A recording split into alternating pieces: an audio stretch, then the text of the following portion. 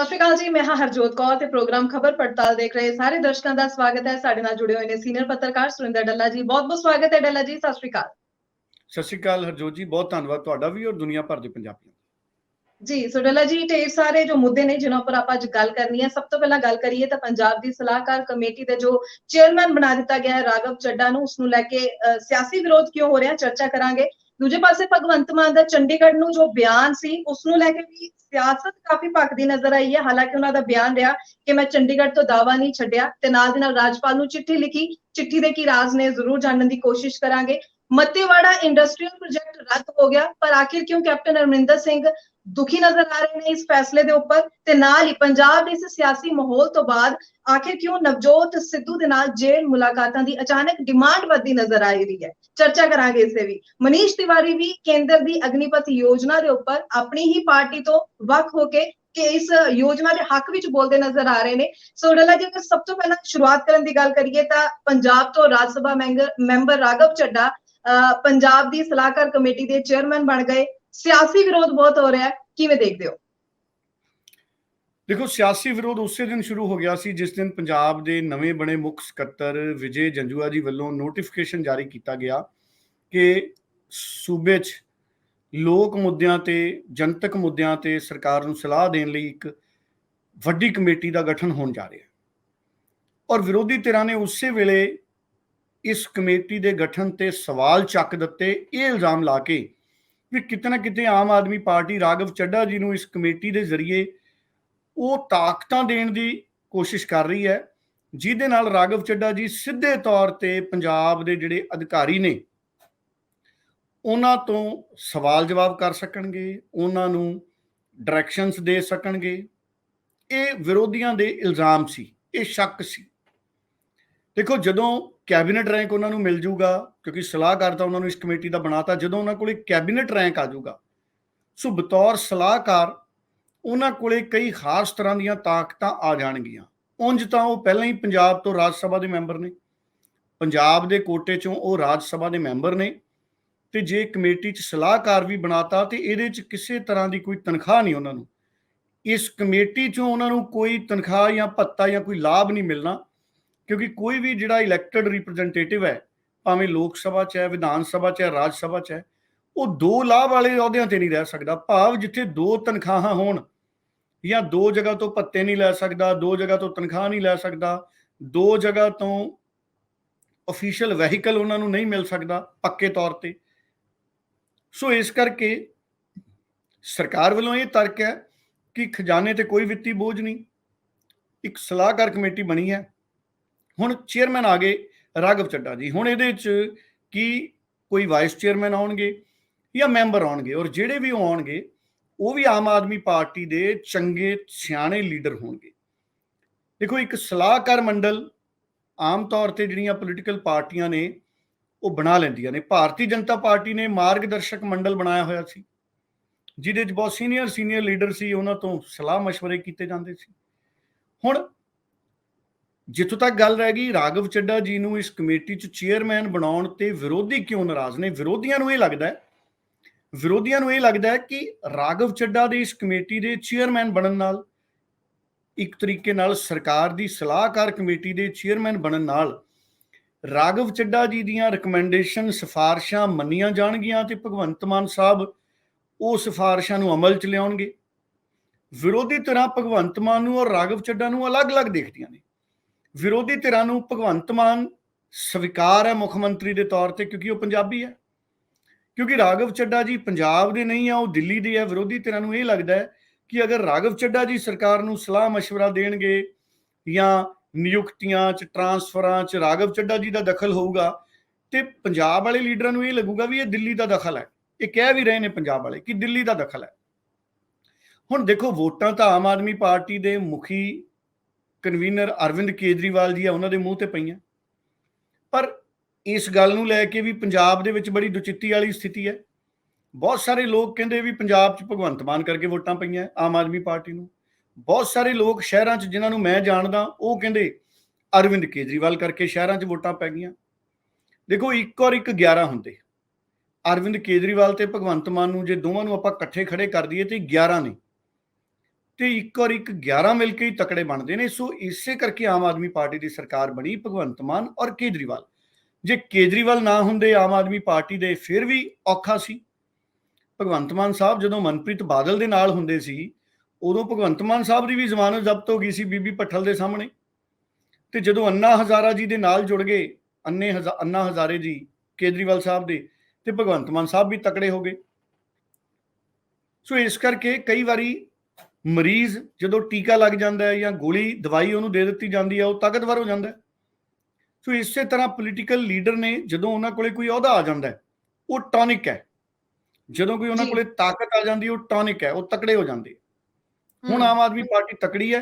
ਹੁਣ ਜਿਹੜੀ ਗੱਲ ਰਹਿ ਗਈ ਵਿਰੋਧ ਦੀ, ਆਮ ਆਦਮੀ ਪਾਰਟੀ ਸਿਰਫ ਰਾਘਵ ਚੱਡਾ ਨਹੀਂ, ਹੋਰ ਜਿਹੜੇ ਆਮ ਆਦਮੀ ਪਾਰਟੀ ਦੇ ਵੱਡੇ ਲੀਡਰ ਨੇ, ਸੰਗਠਨ 'ਚ ਚੰਗੇ ਪ੍ਰਭਾਵ ਰੱਖਦੇ ਨੇ, ਉਹਨਾਂ ਨੂੰ ਵੀ ਪੋਲੀਟੀਕਲੀ ਸਰਕਾਰ ਦੇ ਨੇੜੇ ਤੇੜੇ ਕਿਤੇ ਨਾ ਕਿਤੇ ਸੈੱਟ ਕਰਨਾ ਚਾਹੂਗੀ। ਪਰ ਇਹ ਨਵੀਂ ਗੱਲ ਨਹੀਂ ਹਰਜੋਤ ਜੀ, ਇਹ ਨਵੀਂ ਗੱਲ ਨਹੀਂ। ਕੈਪਟਨ ਅਮਰਿੰਦਰ ਸਿੰਘ ਨੇ ਜਿਹੜੇ ਆਪਣੇ ਸਲਾਹਕਾਰ ਬਣਾਏ ਸੀ, ਕੀ ਕੈਪਟਨ ਅਮਰਿੰਦਰ ਨੇ ਲੋਕਾਂ ਤੋਂ ਪੁੱਛ ਕੇ ਬਣਾਏ ਸੀ? ਪ੍ਰਕਾਸ਼ ਸਿੰਘ ਬਾਦਲ ਹੋਣਾ ਨੇ ਕਈ ਸਲਾਹਕਾਰ ਬਣਾਏ ਸੀ, ਉਹ ਪੁੱਛ ਕੇ ਬਣਾਏ ਸੀ। ਠੀਕ ਹੈ, ਆਮ ਆਦਮੀ ਪਾਰਟੀ ਨੇ ਰਾਘਵ ਚੱਡਾ ਨੂੰ ਪਾਰਲੀਮੈਂਟ ਰਾਜ ਸਭਾ 'ਚ ਭੇਜਤਾ, ਉਹ ਦਿੱਲੀ ਨਾਲ ਸੰਬੰਧ ਰੱਖਦੇ ਸੀ। ਉਹ ਗੱਲ ਮੈਂ ਵੀ ਮਹਿਸੂਸ ਕੀਤੀ ਕਿ ਰਾਘਵ ਚੱਡਾ ਜੀ ਦੇ ਸਲਾਹਕਾਰ ਬਣਨ ਤੇ ਮੈਨੂੰ ਕੋਈ ਇਤਰਾਜ਼ ਨਹੀਂ, ਪਰ ਰਾਘਵ ਚੱਡਾ ਜੀ ਦੀ ਥਾਂ ਤੇ ਅਗਰ ਰਾਜ ਸਭਾ ਦੇ ਵਿੱਚ ਆਮ ਆਦਮੀ ਪਾਰਟੀ ਦੇ ਹੀ ਪੰਜਾਬ ਦੇ ਕਿਸੇ ਵਲੰਟੀਅਰ ਨੂੰ, ਕਿਸੇ ਅਹੁਦੇਦਾਰ ਨੂੰ ਭੇਜਦੀ, ਤੇ ਉਹ ਮੈਨੂੰ ਜ਼ਿਆਦਾ ਖੁਸ਼ੀ ਹੋਣੀ ਸੀ। ਕਿਉਂਕਿ ਰਾਘਵ ਚੱਡਾ ਜੀ ਨੂੰ ਅਗਰ ਰਾਜ ਸਭਾ 'ਚ ਭੇਜਣਾ ਸੀ ਤਾਂ ਦਿੱਲੀ ਦੇ ਕੋਟੇ 'ਚ ਭੇਜ ਦਿੰਦੇ, ਜਾਂ ਰਾਘਵ ਚੱਡਾ ਜੀ ਪੰਜਾਬ 'ਚ ਹਜੇ 4-5 ਸਾਲ ਹੋਰ ਮਿਹਨਤ ਕਰ ਲੈਂਦੇ। ਵੈਸੇ ਤਾਂ 17 ਤੋਂ ਬਾਅਦ ਰਾਘਵ ਚੱਡਾ ਜੀ ਪੰਜਾਬ 'ਚ ਕਾਫੀ ਸਰਗਰਮ ਰਹੇ ਨੇ, ਉਹਨਾਂ ਨੇ ਦਿੱਲੀ ਦੀ ਵਿਧਾਇਕੀ ਵੀ ਛੱਡੀ, ਪਰ ਫਿਰ ਵੀ ਮੇਰਾ ਇਹ ਤਰਕ ਹੈ ਕਿ ਉਹ ਸਲਾਹਕਾਰ ਬਣ ਗਏ, ਇਹਦੇ 'ਚ ਕੋਈ ਇਤਰਾਜ਼ ਨਹੀਂ। ਰਾਜ ਸਭਾ 'ਚ ਉਹਨਾਂ ਦੀ ਥਾਂ ਤੇ ਪੰਜਾਬ ਦੇ ਕਿਸੇ ਲੀਡਰ ਨੂੰ ਭੇਜ ਦਿੱਤਾ ਜਾਣਾ ਚਾਹੀਦਾ ਸੀ, ਪਰ ਕਿਉਂਕਿ ਹੁਣ ਉਹ ਰਾਜ ਸਭਾ ਦੇ ਮੈਂਬਰ ਪੰਜਾਬ ਦੇ ਕੋਟੇ ਤੋਂ ਨੇ, ਇਸ ਕਰਕੇ ਉਹ ਰਿਪਰੈਜ਼ੈਂਟ ਤਾਂ ਪੰਜਾਬ ਨੂੰ ਹੀ ਕਰ ਰਹੇ ਨੇ। ਜੇ ਉਹ ਪੰਜਾਬ ਨੂੰ ਰਿਪਰੈਜ਼ੈਂਟ ਕਰ ਰਹੇ ਨੇ, ਫਿਰ ਉਹਨਾਂ ਦੀ ਸਲਾਹਕਾਰ ਦੀ ਨਿਯੁਕਤੀ ਤੇ ਇੰਨਾ ਰੌਲਾ। ਔਰ ਮੈਂ ਇਤਿਹਾਸ ਦੱਸਦਾ, ਜਦੋਂ ਡਾਕਟਰ ਮਨਮੋਹਨ ਸਿੰਘ ਪ੍ਰਧਾਨ ਮੰਤਰੀ ਬਣੇ, ਯੂਪੀਏ ਦੀ ਸਰਕਾਰ ਸੀ, ਯੂਨਾਈਟਿਡ ਪ੍ਰੋਗਰੈਸਿਵ ਅਲਾਇੰਸ, ਉਹਦੇ ਵਿੱਚ ਬੀਬੀ ਸੋਨੀਆ ਗਾਂਧੀ ਜੀ ਨੂੰ ਯੂਪੀਏ ਦਾ ਚੇਅਰਪਰਸਨ ਬਣਾ ਦਿੱਤਾ ਗਿਆ ਸੀ। ਰਾਘਵ ਚੱਡਾ ਜੀ ਨੂੰ ਪੰਜਾਬ 'ਚ ਕਿਸੇ ਅਲਾਇੰਸ ਦਾ ਚੇਅਰਪਰਸਨ ਨਹੀਂ ਬਣਾਇਆ ਗਿਆ, ਉਹ ਸਲਾਹਕਾਰ ਕਮੇਟੀ ਦੇ ਮੈਂਬਰ ਨੇ, ਚੇਅਰਮੈਨ ਨੇ। ਸੋਨੀਆ ਗਾਂਧੀ ਜੀ ਯੂਪੀਏ ਦੇ ਚੇਅਰਪਰਸਨ ਸੀ ਔਰ ਕੈਬਨਿਟ ਰੈਂਕ ਸੀ ਉਹਨਾਂ ਕੋਲੇ ਦੇਸ਼ ਦਾ। ਔਰ ਜਾਰਜ ਫਰਨਾਂਡਸ ਸਾਹਿਬ, ਉਹਨਾਂ ਕੋਲੇ ਐਨਡੀਏ ਦਾ, ਨੈਸ਼ਨਲ ਡੈਮੋਕ੍ਰੈਟਿਕ ਅਲਾਇੰਸ, ਜਦੋਂ ਅਟਲ ਬਿਹਾਰੀ ਵਾਜਪਾਈ ਦੀ ਸਰਕਾਰ ਬਣੀ ਸੀ, ਗਠਬੰਧਨ ਬਣਿਆ ਸੀ, ਪ੍ਰਕਾਸ਼ ਸਿੰਘ ਬਾਦਲ ਵੀ ਉਦੋਂ ਨਾਲ ਹੁੰਦੇ ਸੀ। ਅੱਜ ਅਕਾਲੀ ਦਲ ਰਾਘਵ ਚੱਡਾ ਜੀ ਦਾ ਵਿਰੋਧ ਕਰ ਰਿਹਾ, ਪਰ ਪ੍ਰਕਾਸ਼ ਸਿੰਘ ਬਾਦਲ ਨੂੰ ਵੀ ਐਨਡੀਏ ਦਾ ਚੇਅਰਪਰਸਨ ਬਣਾਉਣ ਦੀਆਂ ਗੱਲਾਂ ਚੱਲੀਆਂ ਸੀ ਉਦੋਂ। ਫਿਰ ਪ੍ਰਕਾਸ਼ ਸਿੰਘ ਬਾਦਲ ਹੋਣਾ ਕੋਲੇ ਕੇਂਦਰ ਦਾ ਕੈਬਨਿਟ ਰੈਂਕ ਹੋਣਾ ਸੀ। ਜਾਰਜ ਫਰਨਾਂਡਸ ਸਾਹਿਬ ਦੁਨੀਆ 'ਚ ਨਹੀਂ ਰਹੇ, ਬੜੇ ਸੀਨੀਅਰ ਲੀਡਰ ਸੀ। ਜਾਰਜ ਫਰਨਾਂਡਸ ਅਟਲ ਬਿਹਾਰੀ ਵਾਜਪਾਈ ਦੀ ਸਰਕਾਰ 'ਚ ਚੇਅਰਪਰਸਨ ਸੀ ਐਨਡੀਏ ਦੇ, ਔਰ ਉਹਨਾਂ ਕੋਲੇ ਵੀ ਕੈਬਨਿਟ ਦਾ ਰੈਂਕ ਸੀ। ਇਸ ਕਰਕੇ ਇਸ ਤਰੀਕੇ ਦੀਆਂ ਪੋਸਟਾਂ ਪੋਲੀਟੀਕਲ ਪਾਰਟੀਆਂ ਆਪਣੇ ਲੀਡਰਾਂ ਨੂੰ ਦਿੰਦੀਆਂ ਰਹਿੰਦੀਆਂ ਨੇ। ਹੁਣ ਤੁਸੀਂ ਦੇਖੋ, ਕਾਂਗਰਸ ਦੀ ਸਰਕਾਰ 'ਚ ਚਰਨਜੀਤ ਚੰਨੀ ਜੀ ਮੁੱਖ ਮੰਤਰੀ ਸੀ, ਤੇ ਪ੍ਰਭਾਰੀ ਕਾਂਗਰਸ ਦੇ ਸੀਗੇ ਰਾਜਸਥਾਨ ਤੋਂ ਆਉਂਦੇ ਨੇ। ਉਦੋਂ ਨਹੀਂ ਕਿਸੇ ਨੇ ਇਤਰਾਜ਼ ਕੀਤਾ ਵੀ ਰਾਜਸਥਾਨ ਦੇ ਜਿਹੜੇ ਨੇ ਉਹ ਪ੍ਰਭਾਰੀ ਕਾਂਗਰਸ ਦੇ ਕਿਉਂ ਲੱਗੇ ਜੀ। ਰਾਘਵ ਚੱਡਾ ਵੀ ਸਹਿ ਪ੍ਰਭਾਰੀ ਸੀ ਆਮ ਆਦਮੀ ਪਾਰਟੀ ਦੇ, ਦਿੱਲੀ ਤੋਂ ਆਏ। ਹੁਣ ਸਰਕਾਰੀ ਮੀਟਿੰਗਾਂ ਦੇ ਵਿੱਚ ਜਿੱਥੇ ਚਰਨਜੀਤ ਚੰਨੀ ਸਾਹਿਬ ਸੀਗੇ, ਕਈ ਵਾਰੀ ਨਾਲ ਹੁੰਦੇ ਸੀਗੇ ਚਰਨਜੀਤ ਚੰਨੀ ਉਹਨਾਂ ਦੇ, ਜਿਹੜੇ ਰਾਜਸਥਾਨ ਤੋਂ ਆਏ ਪ੍ਰਭਾਰੀ ਸੀ ਕਾਂਗਰਸ ਦੇ। ਔਰ ਮੁੱਖ ਮੰਤਰੀ ਦਾ ਜਿਹੜਾ ਨਿਵਾਸ ਹੈ, ਅਖਬਾਰ ਲਿਖਦੇ ਸੀ, ਉੱਥੇ ਆਲੇ ਦੁਆਲੇ ਉਹਨਾਂ ਦਾ ਡੇਰਾ ਰਹਿੰਦਾ ਸੀ, ਤੇ ਉਦੋਂ ਤਾਂ ਕਿਸੇ ਨੇ ਸਵਾਲ ਨਹੀਂ ਖੜਾ ਕੀਤਾ। ਸੋ ਇਸ ਕਰਕੇ ਇਹ ਗੱਲਾਂ ਦੇਖੋ, ਹੁਣ ਮੈਂ ਦੇਖ ਰਿਹਾ ਸੀ ਬੀਜੇਪੀ ਦੇ ਲੀਡਰ ਵੀ ਵਿਰੋਧ ਕਰ ਰਹੇ ਸੀ। ਬੀਜੇਪੀ ਦੇ ਲੀਡਰ ਤਾਂ ਆਪ ਪੰਜਾਬ ਦੇ ਕਾਂਗਰਸ ਦੇ ਲੀਡਰਾਂ ਨੂੰ ਉਧਾਰੇ ਲੈ ਕੇ ਜਾ ਰਹੇ ਆ। ਹੁਣ ਬੀਜੇਪੀ ਜਿਹੜੀ ਸਭ ਤੋਂ ਵੱਧ ਵਿਰੋਧੀ ਸੀ ਕਾਂਗਰਸ ਦੀ, ਉਹਨਾਂ ਨੇ ਕਾਂਗਰਸ ਦੇ ਲੀਡਰਾਂ ਨੂੰ ਖੁੱਲਾ ਵੈਲਕਮ ਕਰਤਾ, ਜਿਵੇਂ ਕੈਨੇਡਾ ਦੇ ਕਾਲਜ ਪੰਜਾਬ ਦੇ ਵਿਦਿਆਰਥੀਆਂ ਦਾ ਵੈਲਕਮ ਕਰਦੇ ਨੇ ਵੀ ਤੁਸੀਂ ਆ ਜਾਓ ਬਸ। ਸੋ ਇਸ ਕਰਕੇ ਬੀਜੇਪੀ ਦਾ ਵੀ ਜਿਹੜਾ ਵਿਰੋਧ ਹੈ, ਉਹਦੇ ਪਿੱਛੇ ਕੋਈ ਠੋਸ ਤਰਕ ਨਹੀਂ ਹੈ। ਹਾਂ, ਇਹ ਵੀ ਹੋ ਸਕਦਾ ਹੈ ਇਹ ਆਮ ਆਦਮੀ ਪਾਰਟੀ ਨੇ ਕੀਤਾ ਨਹੀਂ। ਜਦੋਂ ਰਾਘਵ ਚੱਡਾ ਜੀ ਪੰਜਾਬ ਦੇ ਕੋਟੇ ਤੋਂ ਰਾਜ ਸਭਾ 'ਚ ਚਲੇ ਗਏ, ਜੇ ਆਮ ਆਦਮੀ ਪਾਰਟੀ ਚਾਹਵੇ ਤੇ ਉਹਨਾਂ ਨੂੰ ਮੰਤਰੀ ਵੀ ਬਣਾ ਸਕਦੀ ਸੀ। ਉਹਨਾਂ ਨੂੰ 6 ਮਹੀਨੇ ਬਾਅਦ ਕਿਸੇ ਐਮਐਲਏ ਨੂੰ ਰਿਜ਼ਾਈਨ ਕਰਾ ਕੇ ਦੁਬਾਰਾ ਚੋਣ ਲੜਾ ਦਿੰਦੇ। ਉਹ ਗੱਲ ਵੱਖਰੀ ਹੈ ਕਿ ਕਿਤੇ ਸੰਗਰੂਰ ਵਾਲਾ ਹਾਲ ਨਾ ਹੋ ਜਾਂਦਾ, ਉਹ ਗੱਲ ਵੱਖਰੀ ਹੈ। ਅਗਰ ਉਹ ਹਾਲ ਹੋ ਜਾਂਦਾ ਤੇ ਫਿਰ ਬੜਾ ਨੁਕਸਾਨ ਹੋਣਾ ਸੀ, ਪਰ ਹੋ ਤਾਂ ਕੁਝ ਵੀ ਸਕਦਾ। ਅੱਛਾ, ਇਹ ਵੀ ਹੋ ਸਕਦਾ ਹਰਜੋਤ ਜੀ, ਮੈਂ ਤੁਹਾਨੂੰ ਦੱਸਾਂ, ਅੱਜ ਜੀ 2024 ਦੀਆਂ ਚੋਣਾਂ 'ਚ ਕੋਈ ਵੱਡੀ ਗੱਲ ਨਹੀਂ ਹੈ, ਆਮ ਆਦਮੀ ਪਾਰਟੀ ਰਾਘਵ ਚੱਡਾ ਜੀ ਨੂੰ ਕਿਤੋਂ ਮੈਂਬਰ ਪਾਰਲੀਮੈਂਟ ਦੀ ਚੋਣ ਲੜਾ ਦੇ। ਇਹ ਵੀ ਪੋਸੀਬਲ ਹੈ, ਕਿਉਂਕਿ ਅਗਰ ਹਾਰ ਵੀ ਜਾਣਗੇ ਵੱਧ ਤੋਂ ਵੱਧ ਤਾਂ ਰਾਜ ਸਭਾ ਦੀ ਸੀਟ ਹੀ ਖਾਲੀ ਹੋਊਗੀ ਨਾ, ਤੇ ਉਹ ਰਾਜ ਸਭਾ ਦੀ ਸੀਟ ਫਿਰ ਆਮ ਆਦਮੀ ਪਾਰਟੀ ਕੋਲ ਹੀ ਰਹਿ ਜਾਣੀ ਹੈ। ਸੋ ਇਸ ਕਰਕੇ ਰਾਘਵ ਚੱਡਾ ਜੀ ਨੂੰ ਪੰਜਾਬ ਤੋਂ ਲੋਕ ਸਭਾ ਦੀ ਚੋਣ ਵੀ ਆਉਣ ਵਾਲੇ ਸਮੇਂ 'ਚ ਆਮ ਆਦਮੀ ਪਾਰਟੀ ਲਾ ਸਕਦੀ ਹੈ 24 'ਚ। ਉਹਨਾਂ ਦੇ ਆਪਣੇ ਲੀਡਰ ਨੇ, ਉਹ ਜਿਵੇਂ ਮਰਜ਼ੀ ਉਹਨਾਂ ਨੂੰ ਜਿੱਥੇ ਮਰਜ਼ੀ ਉਹਨਾਂ ਦੀ ਡਿਊਟੀ ਲਾ ਦੇਣ। ਹੁਣ ਆਮ ਆਦਮੀ ਪਾਰਟੀ ਵੀ ਕੁਝ ਮਾਮਲਿਆਂ 'ਚ ਉਸੇ ਤਰ੍ਹਾਂ ਕੰਮ ਕਰ ਰਹੀ ਹੈ ਜਿਵੇਂ ਅਕਾਲੀ ਦਲ, ਬੀਜੇਪੀ ਜਾਂ ਕਾਂਗਰਸ ਕੰਮ ਕਰਦੇ ਸੀ, ਤੇ ਜਿਹੜੇ ਵਿਰੋਧੀ ਆ ਉਹਨਾਂ ਨੂੰ ਇਹ ਗੱਲ ਬਰਦਾਸ਼ਤ ਨਹੀਂ ਹੋ ਰਹੀ ਵੀ ਇਹ ਸਾਡੀ ਤਰ੍ਹਾਂ ਕੰਮ ਕਿਉਂ ਕਰ ਰਹੇ ਨੇ। ਸੋ ਇਸ ਕਰਕੇ ਜਿਹੜਾ ਵਿਰੋਧ ਹੈ ਉਹ ਹੋ ਰਿਹਾ, ਪਰ ਮੈਨੂੰ ਇਹ ਲੱਗਦਾ ਕਿ ਇਹ ਕੋਈ ਐਡਾ ਵੱਡਾ ਫੈਸਲਾ ਨਹੀਂ, ਕਿਉਂਕਿ ਜਦੋਂ ਹੁਣ ਸਲਾਹ ਦੇਣਗੇ ਤੇ ਮੁੱਖ ਮੰਤਰੀ ਦਾ ਅਧਿਕਾਰ ਖੇਤਰ ਹੈ, ਉਹ ਕੋਈ ਸਲਾਹ ਮੰਨਣੀ ਚਾਹਣ ਨਾ ਮੰਨਣੀ ਚਾਹਣ। ਬਿਲਕੁਲ ਬਿਲकुल ਸਹੀ ਕਿਹਾ, ਪਰ ਫਿਲਹਾਲ ਇਹ ਨਜ਼ਰ ਸੰਭਾਵਨਾਵਾਂ ਜ਼ਰੂਰ ਜੀ ਮੈਂ ਤੁਹਾਨੂੰ ਦੱਸਦਾ, ਸਾਡੇ ਇਹ ਰਿਵਾਜ ਹੈ, ਜਦੋਂ ਨਵਜੋਤ ਸਿੰਘ ਸਿੱਧੂ ਉਹਨਾਂ ਨੇ ਇੱਕ ਆਪਣੇ ਸਲਾਹਕਾਰ ਬਣਾਏ ਸੀ ਕਸ਼ਮੀਰ ਦੇ ਮੁੱਦੇ ਤੇ, ਉਹਨਾਂ ਨੇ ਜਦੋਂ ਆਪਣਾ ਬਿਆਨ ਦਿੱਤਾ, ਉਹ ਬਿਆਨ ਐਡਾ ਵਿਵਾਦਿਤ ਹੋ ਗਿਆ, ਪੂਰੇ ਦੇਸ਼ ਨੇ ਨਵਜੋਤ ਸਿੰਘ ਸਿੱਧੂ ਦੇ ਸਲਾਹਕਾਰ ਨੂੰ ਮੁੱਦਾ ਬਣਾਤਾ ਵੀ ਜੋ ਨਵਜੋਤ ਸਿੰਘ ਸਿੱਧੂ ਦਾ ਸਲਾਹਕਾਰ ਕਹਿ ਰਿਹਾ ਹੈ ਉਹੀ ਸਿੱਧੂ ਕਹਿ ਰਿਹਾ। ਬਿਲਕੁਲ, ਜਦਕਿ ਉਹ ਨਵਜੋਤ ਸਿੰਘ ਸਿੱਧੂ ਦੇ ਸਲਾਹਕਾਰ ਦੀ ਆਪਣੀ ਸਲਾਹ ਸੀ। ਹੁਣ ਸਿੱਧੂ ਸਾਹਿਬ ਉਹਨਾਂ ਨੂੰ ਮੰਨਦੇ, ਉਹਦੀ ਸਲਾਹ ਨੂੰ ਨਾ ਮੰਨਦੇ, ਉਹ ਗੱਲ ਵੱਖਰੀ ਸੀ। ਇਸੇ ਤਰ੍ਹਾਂ ਰਾਘਵ ਚੱਡਾ ਦੀ ਸਲਾਹ ਸਰਕਾਰ ਤੇ ਬਾਈਂਡਿੰਗ ਨਹੀਂ ਹੋਊਗੀ। Raghav Chadha he is not a chief minister. ਇਹ ਮੁੱਖ ਮੰਤਰੀ ਦਾ ਅਧਿਕਾਰ ਖੇਤਰ ਹੈ ਕਿ ਸਲਾਹਕਾਰ ਕਮੇਟੀ ਦੀ ਕੋਈ ਸਲਾਹ ਆਉਂਦੀ ਹੈ, ਕਿੰਨੀ ਕੁ ਮੰਨਣੀ ਹੈ, ਕਿੰਨੀ ਕੁ ਨਹੀਂ ਮੰਨਣੀ, ਇਹ ਉਹਨਾਂ ਦਾ ਅਧਿਕਾਰ ਖੇਤਰ ਹੈ। ਬਿਲਕੁਲ ਸਹੀ ਕਿਹਾ ਤੁਸੀਂ ਢੱਲਾ ਜੀ, ਪਰ ਇਹ ਸੰਭਾਵਨਾਵਾਂ ਜ਼ਰੂਰ ਬਣਦੀਆਂ ਦਿਖ ਰਹੀਆਂ ਕਿ ਆਉਣ ਵਾਲੇ ਸਮੇਂ ਦੇ ਵਿੱਚ ਪੰਜਾਬ ਦੇ ਵਿੱਚ ਇਸ ਮੁੱਦੇ ਨੂੰ ਲੈ ਕੇ ਵੀ ਸਿਆਸਤ ਤੇਜ਼ ਜ਼ਰੂਰ ਹੋਏਗੀ। ਦੂਜੇ ਪਾਸੇ ਅਗਰ ਗੱਲ ਕਰੀਏ, ਇੱਕ ਮੁੱਦਾ ਆਲਰੇਡੀ ਜੋ ਭਖਿਆ ਹੋਇਆ ਜ਼ਰੂਰ ਕਿ ਜੋ ਪੰਜਾਬ ਦੇ ਮੁੱਖ ਮੰਤਰੀ ਭਗਵੰਤ ਮਾਨ ਦਾ ਚੰਡੀਗੜ੍ਹ ਨੂੰ ਲੈ ਕੇ ਬਿਆਨ ਆਇਆ ਸੀ। ਹਾਲਾਂਕਿ ਵਿਰੋਧੀਆਂ ਨੂੰ ਉਹਨਾਂ ਨੇ ਜਵਾਬ ਵੀ ਦਿੱਤਾ ਕਿ ਮੈਂ ਚੰਡੀਗੜ੍ਹ ਤੇ ਆਪਣਾ ਦਾਅਵਾ ਨਹੀਂ ਛੱਡਿਆ, ਪਰ ਫਿਰ ਵੀ ਸਿਆਸਤ ਪੂਰੀ ਹੋ ਰਹੀ ਹੈ। ਸੋ ਖਬਰ ਇਹ ਵੀ ਹੁਣ ਆਈ ਕਿ ਚਿੱਠੀ ਲਿਖੀ ਹੈ ਇੱਕ ਮੁੱਖ ਮੰਤਰੀ ਭਗਵੰਤ ਮਾਨ ਨੇ ਰਾਜਪਾਲ ਨੂੰ, ਆਖਿਰ ਕੀ ਖਾਸ ਹੈ ਉਸ ਚਿੱਠੀ ਵਿੱਚ ਤੇ ਇਸ ਚਿੱਠੀ ਨਾਲ ਆਉਣ ਵਾਲੇ ਸਮੇਂ ਵਿੱਚ ਕੀ ਫਰਕ ਪੈਂਦਾ ਨਜ਼ਰ ਆਏਗਾ? ਦੇਖੋ, ਭਗਵੰਤ ਮਾਨ ਦੀ ਜਿਹੜੀ ਸਿਆਸੀ ਇਮੇਜ ਸੀ ਉਹਦੇ ਤੇ ਸੱਟ ਵੱਜੀ ਉਹਨਾਂ ਦੇ ਟਵੀਟ ਨਾਲ। ਉਹਨਾਂ ਦੇ ਟਵੀਟ ਤੇ ਮੈਂ ਵੀ ਟਵੀਟ ਕੀਤਾ ਸੀ ਕਿ ਭਗਵੰਤ ਮਾਨ ਸਾਹਿਬ, ਮਤਾ ਤਾਂ ਆਪਾਂ ਪਾਸ ਕੀਤਾ ਹੈ, ਚੰਡੀਗੜ੍ਹ ਪੂਰਾ ਆਪਾਂ ਲੈਣਾ ਤੇ ਆਪਾਂ ਮੰਗੀ ਜਾਂਦੇ ਆ ਵਿਧਾਨ ਸਭਾ ਲਈ ਜ਼ਮੀਨ, ਤੇ ਉਹ ਵਿਧਾਨ ਸਭਾ ਤਾਂ ਪਹਿਲਾਂ ਹੀ ਆਪਣੀ ਹੈ।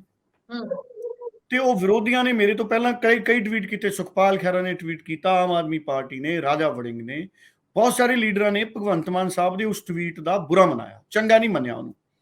ਭਗਵੰਤ ਮਾਨ ਸਾਹਿਬ ਨੇ ਪਹਿਲਾਂ ਪੰਜਾਬੀ 'ਚ ਟਵੀਟ ਕੀਤਾ, ਫਿਰ ਹਿੰਦੀ 'ਚ ਵੀ ਆ ਗਿਆ।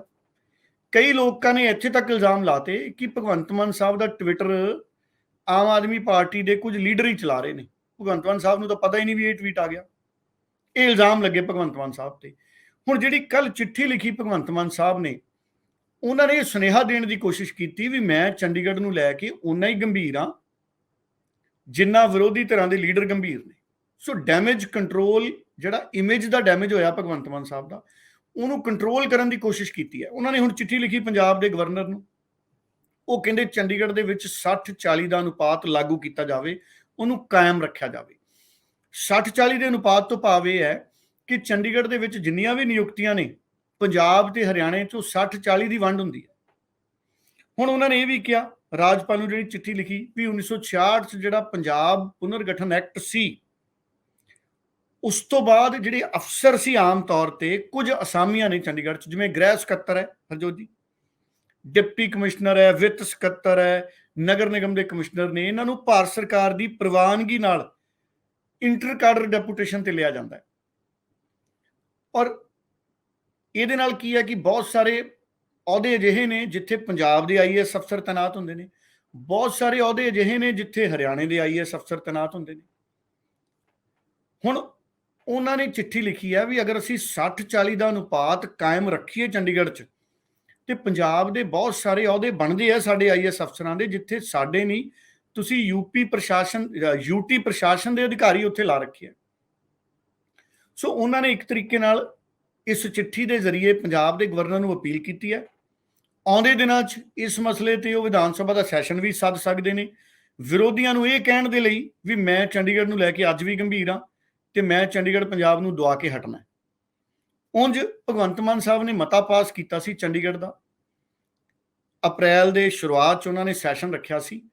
ਅਪ੍ਰੈਲ ਤੋਂ ਬਾਅਦ ਬਜਟ ਸੈਸ਼ਨ ਵੀ ਆ ਗਿਆ, ਸਪੈਸ਼ਲ ਸੈਸ਼ਨ ਤੋਂ ਬਾਅਦ ਉਸ ਮਤੇ ਤੇ ਭਗਵੰਤ ਮਾਨ ਸਾਹਿਬ ਅੱਗੇ ਨਹੀਂ ਜ਼ਿਆਦਾ ਵੱਧ ਸਕੇ। ਉਮੀਦ ਇਹ ਕਰਦੇ ਹਾਂ ਕਿ ਭਗਵੰਤ ਮਾਨ ਸਾਹਿਬ ਉਸ ਮਤੇ ਤੇ ਅੱਗੇ ਵਧਣ ਔਰ ਜ਼ਰੂਰ ਪ੍ਰਧਾਨ ਮੰਤਰੀ ਸਾਹਿਬ ਨੂੰ ਮਿਲ ਕੇ ਆਉਣ, ਦੇਸ਼ ਦੇ ਰਾਸ਼ਟਰਪਤੀ ਨੂੰ ਮਿਲ ਕੇ ਆਉਣ, ਗ੍ਰਹਿ ਮੰਤਰੀ ਨੂੰ ਮਿਲ ਕੇ ਆਉਣ ਔਰ ਪੰਜਾਬ ਦੀ ਭਾਵਨਾ ਨੂੰ ਸਮਝਾਉਣ। ਮੈਨੂੰ ਇਹ ਲੱਗਦਾ ਹੈ ਕਿ ਪੰਜਾਬ ਦੀ ਕੋਈ ਵੀ ਪੋਲੀਟੀਕਲ ਪਾਰਟੀ, ਜਦੋਂ ਅਕਾਲੀ ਦਲ ਸੱਤਾ 'ਚ ਸੀ, ਦੇਖੋ ਅਕਾਲੀ ਦਲ ਨੇ ਸਮਰਥਨ ਕੀਤਾ ਸੀ ਪ੍ਰਕਾਸ਼ ਸਿੰਘ ਬਾਦਲ ਹੋਣਾ ਨੇ ਅਟਲ ਬਿਹਾਰੀ ਵਾਜਪਾਈ ਸਾਹਿਬ ਦਾ ਜੀ, ਤੇ ਜਦੋਂ ਅਕਾਲੀ ਦਲ ਨੇ ਸਮਰਥਨ ਕਰਨਾ ਸੀ ਅਟਲ ਬਿਹਾਰੀ ਵਾਜਪਾਈ ਸਾਹਿਬ ਨੂੰ, ਉਦੋਂ ਲੋੜ ਸੀ ਵਾਜਪਾਈ ਸਾਹਿਬ ਨੂੰ। ਉਦੋਂ ਜੇ ਕਿਤੇ ਪ੍ਰਕਾਸ਼ ਸਿੰਘ ਬਾਦਲ ਇਹ ਸਟੈਂਡ ਲੈ ਜਾਂਦੇ ਕਿ ਤੁਸੀਂ ਚੰਡੀਗੜ੍ਹ ਪੰਜਾਬ ਨੂੰ ਦੇ ਦਿਓ ਜੀ, ਅਸੀਂ ਅੱਖਾਂ ਬੰਦ ਕਰਕੇ ਬੀਜੇਪੀ ਦਾ ਸਮਰਥਨ ਕਰਦੇ ਹਾਂ।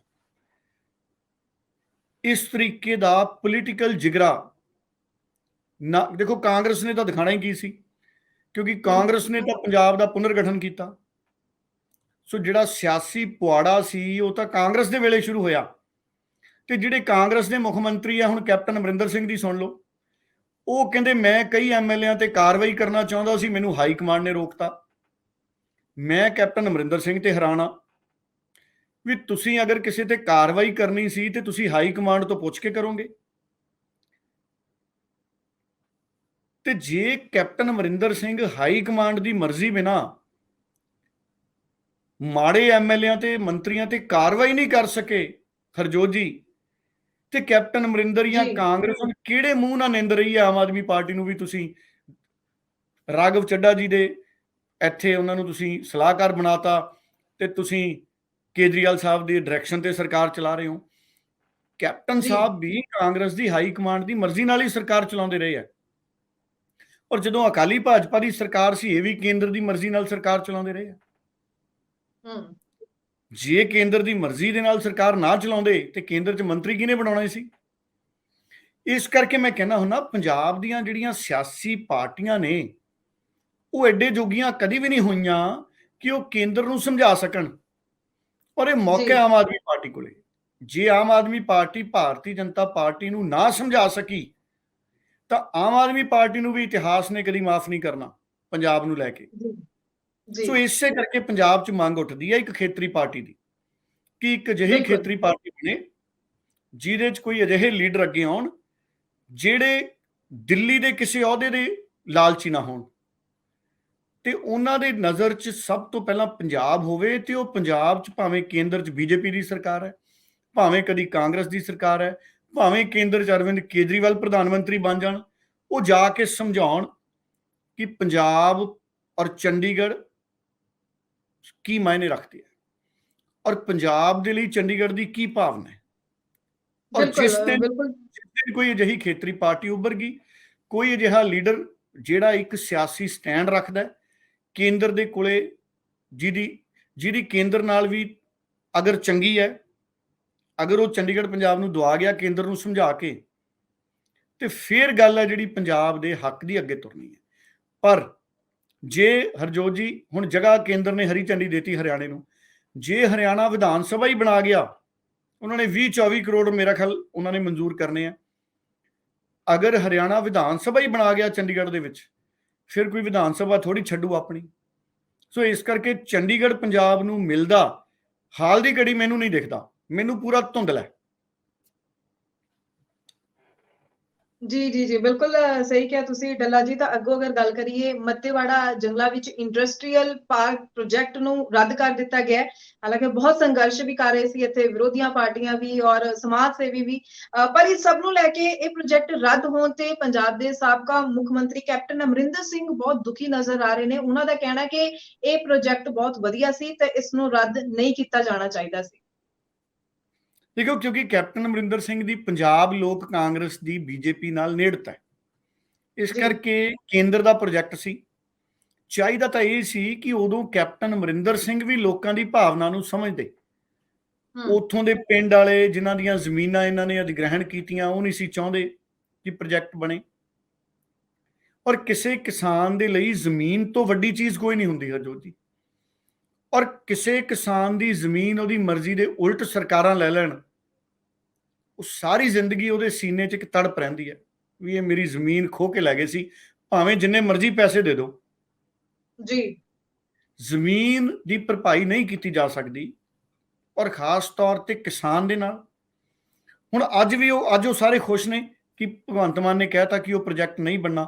ਔਰ ਇਹ ਭਗਵੰਤ ਮਾਨ ਹੋਣਾ ਦੀ ਇਹ ਇੱਕ ਚੰਗੀ ਪਹਿਲ ਹੈ ਕਿ ਉਹਨਾਂ ਨੇ ਲੋਕ ਵਿਰੋਧ ਨੂੰ ਪੜ੍ਹ ਲਿਆ। ਸਾਰੀਆਂ ਪਾਰਟੀਆਂ ਦੇ ਲੋਕ ਉੱਥੇ ਵਿਰੋਧ ਕਰਨ ਗਏ, ਅਕਾਲੀ ਦਲ ਗਿਆ, ਕਾਂਗਰਸ ਗਈ, ਬੀਜੇਪੀ ਵਾਲੇ ਵੀ ਕੋਈ ਗਏ ਹੋਣਗੇ, ਮੈਨੂੰ ਬੀਜੇਪੀ ਦੇ ਕਿਸੇ ਲੀਡਰ ਦਾ ਨਾਮ ਨਹੀਂ ਯਾਦ ਆ ਰਿਹਾ। ਅਕਾਲੀ ਦਲ ਪਤਾ ਹੈ, ਸਿਮਰਨਜੀਤ ਸਿੰਘ ਮਾਨ ਗਏ, ਲੱਖਾ ਸਿਧਾਣਾ ਗਏ, ਨਵਜੋਤ ਸਿੰਘ ਸਿੱਧੂ ਦੀ ਜਿੱਤੇਗਾ ਪੰਜਾਬ ਟੀਮ ਦੇ ਮੈਂਬਰ ਗਏ ਜੀ। ਕਈ ਲੋਕ ਗਏ, ਸਾਰੀਆਂ ਧਿਰਾਂ ਗਈਆਂ। ਜਿਹੜੀ ਕਮੇਟੀ ਬਣੀ ਸੀ ਵੱਖ-ਵੱਖ ਧਿਰਾਂ ਦੀ, ਉਹ ਗਏ, ਬਲਬੀਰ ਸਿੰਘ ਰਾਜੇਵਾਲ ਗਏ, ਕਈ ਕਿਸਾਨ ਸੰਗਠਨਾਂ ਦੇ ਲੀਡਰ ਗਏ, ਵਾਤਾਵਰਣ ਪ੍ਰੇਮੀ ਗਏ, ਐਨਜੀਓ ਕਈ ਗਏ। ਸੋ ਇਸ ਕਰਕੇ ਭਗਵੰਤ ਮਾਨ ਨੇ ਇਹ ਗੱਲ ਮੰਨੀ, ਸਮਝੇ, ਇਹ ਬੜਾ ਚੰਗਾ ਲੱਗਿਆ। ਔਰ ਦੇਖੋ, ਨੁਕਸਾਨ ਹੈ ਪੰਜਾਬ ਦਾ ਕਿ ਸਾਨੂੰ ਉਹ ਇੰਡਸਟਰੀਅਲ ਪਾਰਕ ਜੇ ਲੱਗ ਜਾਂਦਾ ਤਾਂ ਫਾਇਦਾ ਹੋਣਾ ਸੀ, ਪਰ ਸਾਡਾ ਫਾਇਦਾ ਜ਼ਿਆਦਾ ਹੋ ਗਿਆ ਵੀ ਜੇ ਜੰਗਲ ਦੇ ਨੇੜੇ ਲੱਗ ਜਾਂਦਾ ਤੇ ਸਾਡੇ ਜੰਗਲ ਤਬਾਹ ਹੋ ਜਾਣੇ ਸੀ ਆਉਣ ਵਾਲੇ ਸਮੇਂ 'ਚ। ਉਹ ਪ੍ਰੋਜੈਕਟ ਦੀ ਜਗ੍ਹਾ ਤਬਦੀਲੀ ਦੇ ਲਈ ਭਗਵੰਤ ਮਾਨ ਕੋਸ਼ਿਸ਼ ਕਰਨ, ਉਹਨੂੰ ਸ਼ਹਿਰ ਦੇ ਉਦਯੋਗ ਦੇ ਨੇੜੇ ਲਿਆਉਣ, ਲੁਧਿਆਣਾ ਦਿੱਲੀ ਹਾਈਵੇ ਤੇ ਉਹਨੂੰ ਕਿਤੇ ਲਿਆਉਣ। ਮੱਤੇਵਾੜਾ ਦੇ ਜੰਗਲਾਂ ਦੇ ਨੇੜੇ ਸਾਡਾ ਜੰਗਲ ਬਰਬਾਦ ਹੋ ਜਾਣਾ ਸੀ। ਇਸ ਅਸੀਂ ਤਜਰਬਾ ਦੇਖਿਆ, ਰੇਤਾ ਮਾਫੀਆ ਸਾਡਾ ਸਾਰਾ ਸਤਲੁਜ ਖਾ ਗਿਆ, ਰੇਤੇ ਦੇ ਬੈੱਡ ਖਤਮ ਕਰਤੇ ਉੱਥੇ, ਤੇ ਹੁਣ ਜੰਗਲ ਨਹੀਂ ਸੀ ਲੱਭਣਾ ਹਰਜੋਤ ਜੀ। ਹੁਣ ਤਾਂ ਫੇਰ ਉਹ ਜੰਗਲ ਚੰਗਾ ਹੈ, ਔਰ ਉੱਥੇ ਸਾਨੂੰ ਟੂਰਿਜ਼ਮ ਦੇ ਪੁਆਇੰਟ ਆਫ ਵਿਊ ਨਾਲ ਕੰਮ ਕਰਨਾ ਚਾਹੀਦਾ ਹੈ। ਉੱਥੇ ਸਰਕਾਰ ਕੰਮ ਕਰ ਸਕਦੀ ਹੈ। ਕੈਪਟਨ ਅਮਰਿੰਦਰ ਸਿੰਘ ਨੂੰ ਇਹ ਕਹਿਣਾ ਚਾਹੀਦਾ ਸੀ ਵੀ ਮੈਂ ਪ੍ਰਧਾਨ ਮੰਤਰੀ ਸਾਹਿਬ ਨੂੰ ਕਹੂੰਗਾ ਵੀ ਇਹਦੀ ਜਗ੍ਹਾ ਤਬਦੀਲੀ ਕਰੋ, ਔਰ ਭਗਵੰਤ ਮਾਨ ਉਹਨਾਂ ਨੂੰ ਵੀ ਚਿੱਠੀ ਲਿਖਣੀ ਚਾਹੀਦੀ, ਪ੍ਰਧਾਨ ਮੰਤਰੀ ਨੂੰ ਮਿਲਣਾ ਚਾਹੀਦਾ ਕਿ ਅਸੀਂ ਜਗ੍ਹਾ ਦੀ ਤਬਦੀਲੀ ਕਰ ਦਿੰਦੇ ਹਾਂ। 1000 ਏਕੜ ਭਗਵੰਤ ਮਾਨ ਕਿਤੇ ਹੋਰ ਜਗ੍ਹਾ ਦੇਣ, ਇਹ ਉਦਯੋਗ ਦੇ ਪੱਖੋਂ ਇਹਦਾ ਲਾਹਾ ਹੈ। ਜੀ, ਬਿਲਕੁਲ ਸਹੀ ਕਿਹਾ। ਤੇ ਡੱਲਾ ਜੀ, ਖਬਰਾਂ ਇਹ ਵੀ ਆ ਰਹੀਆਂ ਨੇ ਕਿ ਹੁਣ ਜੋ ਹੈ ਨਵਜੋਤ ਸਿੰਘ ਸਿੱਧੂ ਨੂੰ ਜੇਲ੍ਹ ਵਿੱਚ ਮੁਲਾਕਾਤ ਦੇ ਲਈ ਡਿਮਾਂਡ ਲੀਡਰਾਂ ਦੀ ਬਹੁਤ ਵੱਧਦੀ ਜਾ ਰਹੀ ਹੈ। ਤੇ ਮੈਂ ਇਸ ਨੂੰ ਸਮਝਣਾ ਚਾਹਾਂਗੀ ਕਿ ਕੀ ਇਹ ਮੌਜੂਦਾ ਪੰਜਾਬ ਦੀ ਸਿਆਸਤ ਇਸ ਤਰੀਕੇ ਨਾਲ ਕਵਟ ਲੈ ਰਹੀ ਹੈ ਤਾਂ ਇਹ ਡਿਮਾਂਡ ਇੰਨੀ ਵੱਧ ਰਹੀ ਹੈ ਕਿ ਅੱਗੋਂ ਦੇ ਕੀ ਸਮੀਕਰਨ ਬਣਦੇ ਨਜ਼ਰ ਆ ਰਹੇ ਨੇ? ਤੁਸੀਂ ਬੜਾ ਟੇਢਾ ਜਿਹਾ ਸਵਾਲ ਅੱਜ ਹਰਜੋਤ ਜੀ ਪੁੱਛ ਲਿਆ, ਮੈਂ ਨਹੀਂ ਸੀ ਸੋਚਿਆ ਇਹ ਸਵਾਲ ਪੁੱਛੋਗੇ ਤੁਸੀਂ। ਮੈਨੂੰ ਇਹ ਲੱਗਦਾ ਹਰਜੋਤ ਜੀ ਕਿ ਪੰਜਾਬ ਦੇ ਲੀਡਰਾਂ ਨੂੰ ਨਵਜੋਤ ਸਿੰਘ ਸਿੱਧੂ 'ਚ 2024 ਤੇ 2027 ਦਿਖਣ ਲੱਗ ਗਿਆ। ਜਿਸ ਹਿਸਾਬ ਨਾਲ ਸੰਗਰੂਰ 'ਚ ਆਮ ਆਦਮੀ ਪਾਰਟੀ ਦੀ ਹਾਰ ਹੋਈ ਹੈ, ਸਿਮਰਨਜੀਤ ਸਿੰਘ ਮਾਨ ਜਿੱਤੇ ਨੇ, ਤੇ ਨਵਜੋਤ ਸਿੰਘ ਸਿੱਧੂ ਵੀ ਇੱਕ ਨਿਰਪੱਖ ਸੋਚ ਵਾਲਾ ਲੀਡਰ ਹੈ ਪੰਜਾਬ 'ਚ। ਇੰਦਰਾ ਗਾਂਧੀ ਬੀਬੀ ਵੀ ਹਾਰੀ ਸੀ, ਜ਼ਮਾਨਤ ਭਗਵੰਤ ਮਾਨ ਸਾਹਿਬ ਦੀ ਵੀ ਰੱਦ ਹੋਈ ਸੀ, ਜ਼ਬਤ ਹੋਈ ਸੀ, ਅਟਲ ਬਿਹਾਰੀ ਵਾਜਪਾਈ ਸਾਹਿਬ ਵੀ ਹਾਰੇ ਸੀ। ਕਈ ਵੱਡੇ ਵੱਡੇ ਲੀਡਰ ਨੇ ਜਿਹੜੇ ਮੁਲਕ 'ਚ ਹਾਰੇ। ਕੈਪਟਨ ਅਮਰਿੰਦਰ ਦੀ ਵੀ ਜ਼ਮਾਨਤ ਜ਼ਬਤ ਹੋਈ ਸੀ, ਇਹ ਸਾਡੇ ਆਰਮੀ ਦੇ ਸਾਬਕਾ ਮੁਖੀ ਇਲਜ਼ਾਮ ਲਾਉਂਦੇ ਸੀ। ਤੇ ਭਾਰਤੀ ਜਨਤਾ ਪਾਰਟੀ ਦੇ ਬਹੁਤ ਲੀਡਰਾਂ ਦੀਆਂ ਵੀ ਜ਼ਮਾਨਤਾਂ ਜ਼ਬਤ ਹੁੰਦੀਆਂ ਰਹੀਆਂ। ਸੋ ਜੇ ਨਵਜੋਤ ਸਿੰਘ ਸਿੱਧੂ ਹਾਰ ਗਿਆ ਤੇ ਕੋਈ ਇਹੋ ਜਿਹਾ ਕੰਮ ਨਹੀਂ ਹੋਇਆ ਵੀ ਨਵਜੋਤ ਸਿੰਘ ਸਿੱਧੂ ਹਾਰ ਗਿਆ ਤੇ ਕਈ ਲੋਕ ਕਹਿੰਦੇ ਲਓ ਜੀ ਨਵਜੋਤ ਸਿੰਘ ਸਿੱਧੂ ਦਾ ਪੋਲੀਟੀਕਲ ਕੈਰੀਅਰ ਖਤਮ ਹੋ ਗਿਆ। ਐਦਾਂ ਨਹੀਂ ਹੁੰਦਾ।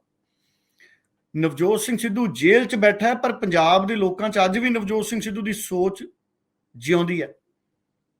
ਨਵਜੋਤ ਸਿੰਘ ਸਿੱਧੂ ਦੀਆਂ ਜਿਹੜੀਆਂ ਪੰਜਾਬ ਦੇ ਪ੍ਰਤੀ ਵੇਵਜ਼ ਨੇ, ਤਰੰਗਾਂ ਜਿਹਨੂੰ ਕਹਿੰਦੇ ਨੇ, ਜਿਹਨੂੰ ਅੱਜ ਕੱਲ੍ਹ ਅੰਗਰੇਜ਼ੀ ਦਾ ਸ਼ਬਦ ਬਹੁਤ ਵਰਤਦੇ ਨੇ, ਔਰਾ, ਨਵਜੋਤ ਸਿੰਘ ਸਿੱਧੂ ਦਾ ਔਰਾ ਆ ਪੰਜਾਬ 'ਚ ਹੀ ਤੁਰਿਆ ਫਿਰਦਾ ਹੈ। ਖੇਤਾਂ 'ਚ, ਪਿੰਡਾਂ 'ਚ, ਸ਼ਹਿਰਾਂ 'ਚ ਤੁਰਿਆ ਫਿਰਦਾ ਨੌਜਵਾਨਾਂ 'ਚ। ਦੇਖੋ, ਨਵਜੋਤ ਸਿੰਘ ਸਿੱਧੂ ਨਾਲ ਸਿਆਸੀ ਵਿਰੋਧ ਕਈ ਲੀਡਰਾਂ ਦਾ ਇਸ ਕਰਕੇ ਰਿਹਾ ਕਿ ਨਵਜੋਤ ਸਿੰਘ ਸਿੱਧੂ, ਕੁਦਰਤ ਨੇ ਉਹਦੇ ਤੋਂ ਭੂਮਿਕਾ ਦਵਾਤੀ ਸ੍ਰੀ ਕਰਤਾਰਪੁਰ ਸਾਹਿਬ ਦੇ ਲਾਂਘੇ ਦੇ ਖੁੱਲਣ 'ਚ, ਔਰ ਇਹ ਕੁਦਰਤ ਦੀ ਬਖਸ਼ਿਸ਼ ਸੀ ਨਵਜੋਤ ਸਿੰਘ ਸਿੱਧੂ ਨੂੰ ਕਿ ਕਰਤਾਰਪੁਰ ਸਾਹਿਬ ਦੇ ਲਾਂਘੇ ਦੇ ਖੁੱਲਣ 'ਚ ਉਹਦੀ ਭੂਮਿਕਾ ਰਹੀ, ਔਰ ਇਹ ਕਦੀ ਵੀ ਪੰਜਾਬੀ ਭੁੱਲ ਨਹੀਂ ਸਕਦੇ। ਔਰ ਦੇਖੋ, ਕੁਦਰਤ ਦੇ ਰੰਗ ਨੇ। ਨਵਜੋਤ ਸਿੰਘ ਸਿੱਧੂ ਜੇਲ੍ਹ 'ਚ ਗਏ ਨੇ, ਰੱਬ ਨੇ ਕੋਈ, ਕਹਿੰਦੇ ਨੇ ਵੀ ਰੱਬ ਦੇ ਹਰ ਕਰਮ 'ਚ ਕੁਝ ਨਾ ਕੁਝ ਚੰਗਾ ਹੁੰਦਾ, ਸੋ ਉਹ ਆਪਣੀ ਸਜ਼ਾ ਕੱਟਿਆਉਣਗੇ। ਉਸ ਤੋਂ ਬਾਅਦ ਹੋ ਸਕਦਾ ਹੈ ਹੋਰ ਚੰਗੀ ਭੂਮਿਕਾ ਪੰਜਾਬ ਦੀ ਸਿਆਸਤ 'ਚ ਅਦਾ ਕਰਨ। ਸੋ ਇਸ ਕਰਕੇ ਡਿਮਾਂਡ ਵਧੀ ਹੈ। ਹਰਜੋਤ ਜੀ, ਮੈਨੂੰ ਵੀ ਕਮ ਸੇ ਕਮ ਜ਼ਿਆਦਾ ਨਹੀਂ 100 ਤੋਂ ਜ਼ਿਆਦਾ ਲੋਕ ਅਪਰੋਚ ਕਰ ਚੁੱਕੇ ਨੇ ਕਿ ਅਸੀਂ ਮੁਲਾਕਾਤ ਕਰਨਾ ਚਾਹੁੰਦੇ ਹਾਂ ਨਵਜੋਤ ਸਿੰਘ ਸਿੱਧੂ ਹੁਣਾਂ ਦੇ ਨਾਲ, ਉਹਦਾ ਕੀ ਪ੍ਰੋਸੀਜਰ ਹੈ। ਫਿਰ ਮੈਂ ਉਹਨਾਂ ਨੂੰ ਦੱਸਿਆ ਵੀ ਇਹ ਜੇਲ੍ਹ ਮਹਿਕਮੇ ਤੋਂ ਮਨਜ਼ੂਰੀ ਲੈਣੀ ਪੈਂਦੀ ਹੈ, ਤੁਸੀਂ ਨਵਜੋਤ ਸਿੰਘ ਸਿੱਧੂ ਜੀ ਦੇ ਪਰਿਵਾਰਕ ਮੈਂਬਰਾਂ ਦੇ ਨਾਲ ਸੰਪਰਕ ਕਰੋ, ਉਹ ਤੁਹਾਡੇ ਜਿਹੜੇ ਡਾਕੂਮੈਂਟਸ ਨੇ, ਅਰਜ਼ੀ ਵਗੈਰਾ, ਉਹ ਜੇਲ੍ਹ ਮਹਿਕਮੇ ਦੇ ਸਪੁਰਦ ਕਰਨਗੇ। ਉਸ ਤੋਂ ਬਾਅਦ ਇੱਕ ਪ੍ਰਕਿਰਿਆ ਹੈ, ਪਰ ਸਾਰੇ ਲੋਕ ਨਵਜੋਤ ਸਿੰਘ ਸਿੱਧੂ ਨੂੰ ਮਿਲ ਨਹੀਂ ਸਕਣਗੇ, ਉਹਨਾਂ ਦੀ ਸਜ਼ਾ ਪੂਰੀ ਹੋ ਜਾਣੀ ਹਰਜੋਤ ਜੀ, ਕਿਉਂਕਿ ਮੁਲਾਕਾਤ ਬਹੁਤ ਲਿਮਟਿਡ ਲੋਕਾਂ ਦੇ ਨਾਲ ਕਰਵਾ ਸਕਦਾ ਹੈ ਜੇਲ੍ਹ ਮਹਿਕਮਾ ਨਿਯਮਾਂ ਦੇ ਮੁਤਾਬਕ, ਤੇ ਮਿਲਣ ਵਾਲਿਆਂ ਦੀ ਗਿਣਤੀ ਪੰਜਾਬ ਦੇ ਵਿੱਚ ਹਜ਼ਾਰਾਂ ਲੱਖਾਂ 'ਚ ਹੈ। ਜੀ ਜੀ, ਮੈਂ ਪਿਛਲੇ ਦਿਨੀ ਮਹਿਸੂਸ ਕੀਤਾ ਕਿ ਬਹੁਤ ਸਾਰੇ ਅਜਿਹੇ ਪੋਲੀਟੀਕਲ ਲੀਡਰ ਜਿਹੜੇ ਅੱਜ ਤੱਕ ਇਮਾਨਦਾਰੀ ਤੇ ਅੱਗੇ ਵਧਦੇ ਰਹੇ, ਜਿਹੜੇ ਪੰਜਾਬ ਦੇ ਮੁੱਦਿਆਂ ਤੇ ਅੱਗੇ ਵਧਦੇ ਰਹੇ, ਉਹ ਵੀ ਮਹਿਸੂਸ ਕਰ ਰਹੇ ਨੇ ਕਿ ਨਵਜੋਤ ਸਿੰਘ ਸਿੱਧੂ ਜਿੱਦਾਂ ਹੀ ਆਉਂਦੇ ਨੇ, ਨਵਜੋਤ ਸਿੰਘ ਸਿੱਧੂ ਦੇ ਨਾਲ ਅੱਗੇ ਵਧਿਆ ਜਾਵੇ। ਦੇਖੋ, ਮੈਨੂੰ ਇਹ ਲੱਗਦਾ ਹੈ ਕਿ ਨਵਜੋਤ ਸਿੰਘ ਸਿੱਧੂ 'ਚ 2024 ਤੇ 2027 ਦਿਖ ਰਿਹਾ ਹੈ ਪੋਲੀਟੀਕਲ ਲੀਡਰਾਂ ਨੂੰ ਵੀ, ਆਮ ਲੋਕਾਂ ਨੂੰ ਵੀ। ਔਰ ਜਿੱਥੋਂ ਤੱਕ ਮੇਰੀ ਗੱਲ ਹੈ, ਇੱਕ ਪੱਤਰਕਾਰ ਦੇ ਤੌਰ ਤੇ ਮੈਂ ਇਹ ਦੇਖਦਾ ਹਰਜੋਤ ਜੀ ਕਿ ਨਵਜੋਤ ਸਿੰਘ ਸਿੱਧੂ ਉਹਨਾਂ ਨੂੰ 2024 ਦੀ ਪਾਰਲੀਮੈਂਟ ਦੀ ਚੋਣ ਲੜਾਉਣਾ ਚਾਹੁੰਦੇ ਨੇ। ਉਹਨਾਂ ਦੇ ਸਾਥੀ ਜਿਹੜੇ ਨਵਜੋਤ ਸਿੰਘ ਸਿੱਧੂ ਦੀ ਜਿੱਤੇਗਾ ਪੰਜਾਬ ਟੀਮ ਦੇ ਮੈਂਬਰ ਨੇ, ਕਈ ਅਕਸਰ ਮੇਰੇ ਨਾਲ ਇਹ ਆਪਣੀ ਖਾਹਿਸ਼ ਪ੍ਰਗਟ ਕਰਦੇ ਨੇ ਕਿ ਅਸੀਂ ਚਾਹੁੰਦੇ ਹਾਂ ਕਿ ਨਵਜੋਤ ਸਿੰਘ ਸਿੱਧੂ ਪਾਰਲੀਮੈਂਟ ਦੀ ਚੋਣ ਲੜਨ। ਔਰ ਅਗਰ ਨਵਜੋਤ ਸਿੰਘ ਸਿੱਧੂ ਪਾਰਲੀਮੈਂਟ ਦੀ ਚੋਣ ਲੜੇ, ਹੁਣ ਪੰਜਾਬ ਮੁੱਦਿਆਂ ਦੀ ਸਿਆਸਤ ਨੂੰ ਸਮਝ ਗਿਆ, ਤੇ ਮੈਂ ਤਾਂ ਇਹ ਚਾਹੁੰਦਾ ਕਿ ਨਵਜੋਤ ਸਿੰਘ ਸਿੱਧੂ ਆਪਣੀ ਪਾਰਟੀ ਬਣਾਉਣ। ਫੈਸਲਾ ਤਾਂ ਨਵਜੋਤ ਸਿੰਘ ਸਿੱਧੂ ਦਾ ਹੈ। ਅਗਰ ਨਵਜੋਤ ਸਿੰਘ ਸਿੱਧੂ ਆਪਣੀ ਪਾਰਟੀ ਬਣਾ ਲੈਣਗੇ ਤਾਂ ਇੱਕ ਬਹੁਤ ਵੱਡਾ ਖਲਾ ਪੰਜਾਬ 'ਚੋਂ ਪੂਰ ਦੇਣਗੇ, ਕਿਉਂਕਿ ਉਹ ਜਿਹੇ ਲੀਡਰ ਨੇ ਜਿਹੜੇ ਸਮਝੌਤਾਵਾਦੀ ਨਹੀਂ ਹੈ। ਜਿਵੇਂ ਸੁਖਪਾਲ ਖਹਿਰਾ, ਉਹ ਸਮਝੌਤਾਵਾਦੀ ਲੀਡਰ ਨਹੀਂ ਹੈ। ਡਾਕਟਰ ਧਰਮਵੀਰ ਗਾਂਧੀ ਨੇ, ਸੁਖਪਾਲ ਖਹਿਰਾ, ਧਰਮਵੀਰ ਗਾਂਧੀ, ਇਹ ਪੰਜਾਬ ਦੇ ਮੁੱਦਿਆਂ ਤੇ ਫੋਕਸ ਰੱਖ ਕੇ ਸਿਆਸਤ ਕਰ ਰਹੇ ਨੇ।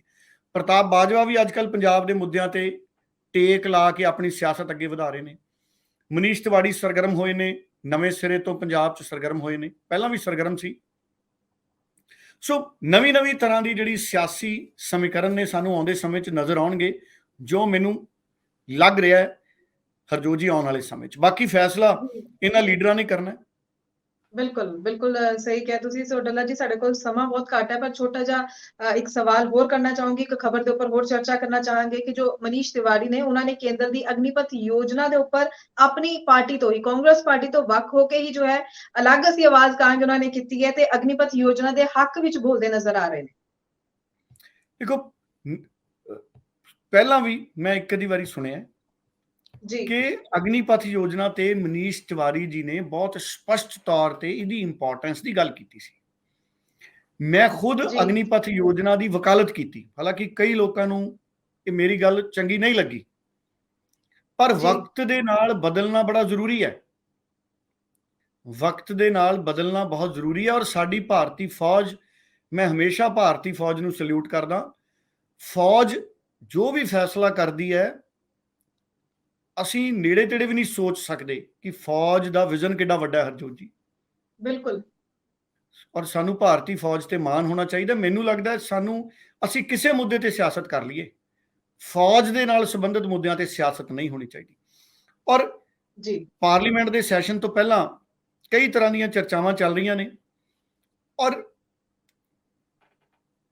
ਕਾਂਗਰਸ ਪਾਰਟੀ ਨੇ ਇੱਕ ਚਿੱਠੀ ਜਾਰੀ ਕੀਤੀ ਅਗਨੀਪਥ ਯੋਜਨਾ ਦੇ ਵਿਰੋਧ ਦੇ ਲਈ ਔਰ ਉਹਦੇ ਤੇ ਲੀਡਰਾਂ ਦੇ ਦਸਤਖਤ ਹੋ ਰਹੇ ਸੀ ਤੇ ਮਨੀਸ਼ ਤਿਵਾੜੀ ਜੀ ਨੇ ਕਹਿੰਦੇ ਉਹਦੇ ਤੇ ਦਸਤਖਤ ਕਰਨ ਤੋਂ ਇਨਕਾਰ ਕਰ ਦਿੱਤਾ। ਔਰ ਦੇਖੋ ਸੰਸਦ ਦਾ ਮੌਨਸੂਨ ਸਤਰ ਸ਼ੁਰੂ ਹੋਣਾ, ਸਰਦ ਰੁੱਤ ਸਮਾਗਮ ਪਾਰਲੀਮੈਂਟ ਦਾ, ਸੰਸਦ ਦਾ ਸਰਦ ਰੁੱਤ ਸਮਾਗਮ ਸ਼ੁਰੂ ਹੋਣਾ, ਉਹ ਤੋਂ ਪਹਿਲਾਂ ਤਿਆਰੀਆਂ ਚੱਲ ਰਹੀਆਂ ਨੇ। ਸੋ ਮਨੀਸ਼ ਤਿਵਾੜੀ ਸਿੱਧੇ ਤੌਰ ਤੇ ਇਹ ਦੇਖ ਰਹੇ ਨੇ ਕਿ ਇਹ ਫੌਜ ਦਾ ਫੈਸਲਾ ਹੈ ਔਰ ਫੌਜ ਨੇ ਸਾਡੇ ਦੇਸ਼ ਦੀਆਂ ਦੂਰਗਾਮੀ ਸੰਭਾਵਨਾਵਾਂ ਜ਼ਰੂਰਤਾਂ ਦੇ ਮੱਦੇਨਜ਼ਰ ਇਹ ਫੈਸਲਾ ਕੀਤਾ ਔਰ ਮੈਨੂੰ ਲੱਗਦਾ ਹੈ ਕਿ ਬਿਲਕੁਲ ਉਹਨਾਂ ਦਾ ਸਟੈਂਡ ਠੀਕ ਹੈ, ਫੌਜ ਦਾ ਫੈਸਲਾ ਹੈ।